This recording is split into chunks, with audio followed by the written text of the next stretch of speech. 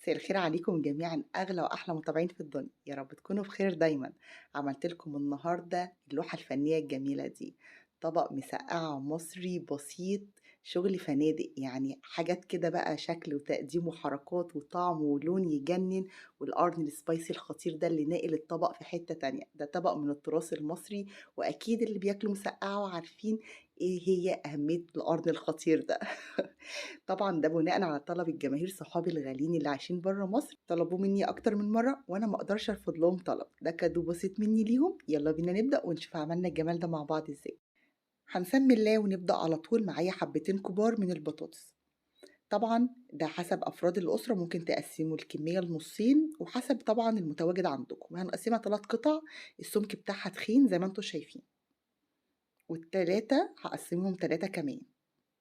وآخد كده إيه مجموعة، مجموعة وأقطّعها مكعبات، التقطيعة دي ترجع لكم أنتم، يعني إحنا في العادي بنعملها صوابع، بس أنا قُلت على سبيل التغيير يعني أعملها مكعبات، كمان هيبقى شكلها ظريف جدًا في التقديم.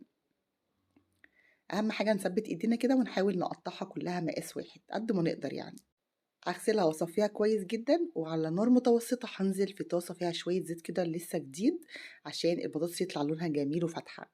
أنا بانزل بالبطاطس الأول بابقى متعمدة، عشان البتنجان والفلفل بيخلّيه كده غامق شوية وطعمه spicy. نيجي بعد كده نشوف هنعمل الجمال ده مع بعض إزاي. جبت فلفل مشكل ألوان بقى، تجيبوا فلفل رومي، فلفل spicy ده أساسي، ما ينفعش ليه بديل. وطبعًا كل ما شكّلنا في ألوان الفلفل أو المكونات اللي هنضيفها كل ما خدنا قيمة غذائية أعلى.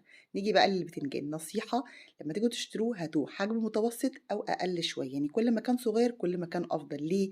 لإن الصغير بيبقى البذور بتاعته تكاد تكون معدومة، ما بتكونش باينة أوي، وبنقطّعه التقطيعة الجميلة دي بيبقى خط وخط، يعني باحاول إن أنا أظهر اللون الأسود كده في البتنجان عشان يبقى باين، لمّا بيتحمّر بيبقى ملامحه معدومة، فأنا عايزة أظهر إن دي مسقعة بالبتنجان. وبعد ما جهزناه بالشكل الجميل ده هاكمل باقي البتنجان بنفس الشكل ده لأن أنا جايبة أكتر من واحدة. أوكي، تعالوا بقى نشوف البطاطس خلاص خدت لون كده حلو، مش عايزة أغمقها قوي لأن لسه تنزل في صوص أحمر، فأنا مش عايزاها تستوي قوي مني عشان يبقى شكلها وملامحها باينة قوي في الطبق. هبتدي أخرجها بقى على كلينكس طبعا عشان تمتص كمية الزيوت دي لأن الطبق بتاعنا كله زيوتي النهاردة. هنزل بعد كده بالبتنجان. أنا جايبة طاسة كبيرة، بصراحة الطاسة الكبيرة بتنفع جدًا، بتاخد كمية كبيرة وبتنجز معايا في الوقت خالص. هابتدي بعد كده أقلّبها، طبعًا أنتم شايفين اللون شوية فاتح، ده المطلوب، أنا مش عايزة أغمّق البتنجان، يعني مش عايزاه يسوَد منّي، يعني عايزة يبقى شكله في التقديم ظريف، وطبعًا بيفرق جدًا في الطعم بعد كده. خلاص خَد لون خفيف أوي، هابتدي أخرّجه بالشكل الجميل ده، برضه على كلينكس عشان يمتص أكبر كمية من الزيوت، وهاكمّل باقي البتنجان بنفس الشكل كده. النار طبعًا لازم تبقى متوسطة أو أقل شوية لمّا بنيجي نخرّج مجموعة وندخّل مجموعة تانية، عشان أول ما أنزل بالحاجة ما تتحرقش منّي. حلة بمسحة زيت على نار متوسطة، وبعد كده هانزل بكمية محترمة من التوم، طبعًا أنا باقلل الزيوت قد ما أقدر فما باكترش من الزيت اللي أنا هاحطه، مجرد يحمّر لي التوم مش أكتر، ويُفضّل التوم يبقى فريش. شوية من الخل، أنا مجهّزة معايا نُص فنجان كبير من الخل، طبعًا أنا طافية النار خالص قبل ما أضيف المكونات دي. وشفشق كبير كده مليان بالصلصة، أنا ضِفت شفشق ونُص عشان باحبها كتير، معلقة مليانة من السكر، السكر بيفرق جدًا مع طعم الخل في المسقعة بتبقى مسكرة كده وطعمها جميل، معلقة من الكمون، وبعد كده معلقة من الكزبرة الناشفة، عايزة أقول لِك الريحة قالبة الدنيا، وبعد كده هنضيف الملح، أنا ضِفت معلقة ونُص من الملح. أوكي، عشان أضبط الملح بتاعها مش هاضيف أي إضافات تانية، وآخر حاجة بقى شوية البابريكا الخطيرة دي بابريكا مدخنة أنا جبتها جديد وجربتها تجنن غير البابريكا العادية خالص، أنصحكم تجربوها، أي هايبر ماركت كبير هتلاقوها فيها. وآخر حاجة المكعب الفظيع ده اختياري ممكن تضيفوه ممكن لأ، بس بجد بيدي نكهة فظيعة للمسقعة. ده كان آخر حاجة ضفتها وهقلب تقليبة خفيفة كده وهاسيبها بقى على نار متوسطة وهاغطي عليها تكمل تسويتها، يعني هتغلي مرتين 3 كده وهاطفي عليها. نيجي لآخر حاجة بعد ما خرّجت البتنجان هانزل بقى بالفلفل بتاعي، ده آخر حاجة تضيفوها عشان بيغيّر أوي في طعم ونكهة الزيت. بُصّوا، دي شرايح خفيفة كده من الفلفل الرومي مع الفلفل الألوان، بصراحة بيدّي شكل كده ولون جميل جدًا، وكل ما ضِفنا ألوان كتير كل ما كانت القيمة الغذائية عالية جدًا، إحنا عايزين أعلى قيمة للطبق ده، وطبعًا الشكل بيفرق جدًا يعني. بابتدي أخرّجه أول ما ياخد اللسعة الخفيفة بتاعة لون الجريل اللي أنتم شايفينها دي، شايفين الطبق شكله جميل قد إيه؟ ما شاء الله. آخر حاجة هننزل بيها الفلفل الspicy، طبعًا بانشّفه كويس وافتحه حتة صغيرة من تحت بالسكينة عشان ما يفرقعش مني.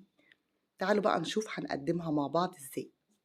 طبعًا الصلصة أنا سِبتها على النار بتاع ربع ساعة، أنا ما باسبّكهاش أوي، يعني هي مجرد بس تتقل خفيف ولونها يتغيّر بالشكل الجميل ده، وما باضيفلهاش صلصة عشان ما تكونش تقيلة.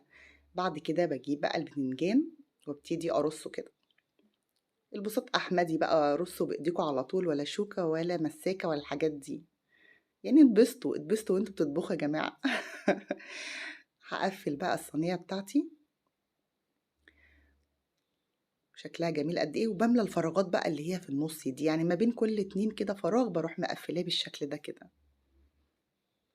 أوكي.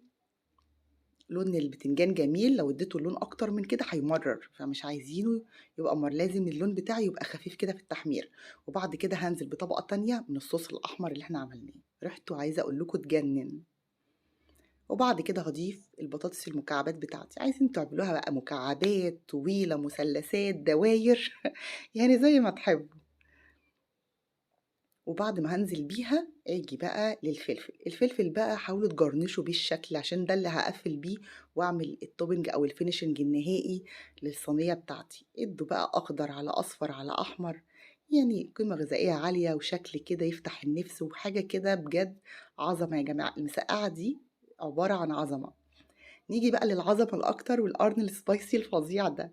مسقعة يا جماعة ما تنفعش من غير الفلفل الحراق، يعني كل ما كان الفلفل حراق كده وspicy كل ما كانت مسقعة تمام التمام. شايفين جميلة قد إيه؟ واو! شكل الطاجن كده يفتح النِفس، شكله جميل، ممكن تعملوها في الحلة، يعني أنا عملت جزء صينية والجزء الأخير حطيته في الحلة، إحنا بنحبها كتير لإن إحنا بنعشق المسقعة عشان ما باعملهاش كل يوم، لإن المقالي الكتير باحاول إن أنا أقلل منها، فباعملها كل فترة، فلازم أعمل كمية كويسة يعني لإن كلنا بنعشقها. وده شكلها بعد ما خرجت من الفرن خدت لون جريل، يعني الموضوع بياخد من 10 لربع ساعة في الجريل أو في الفرن بالكتير أوي، أوي. وده شكلها بعد ما فضيتها، شايفين الصوص تقيل وجميل إزاي؟ وده اللوحة الفنية اللي إحنا جهّزناها وشغل الفنادق اللي من الآخر يعني. يا رب الطبق المصري الجميل الأصيل ده يعجبكم وينول رضاكم. طبعًا لازم تجرّبوها وتقولوا لي رأيكم إيه. كانت معاكم صبا العرايشي، وإلى اللقاء في فيديو آخر إن شاء الله. باي، باي.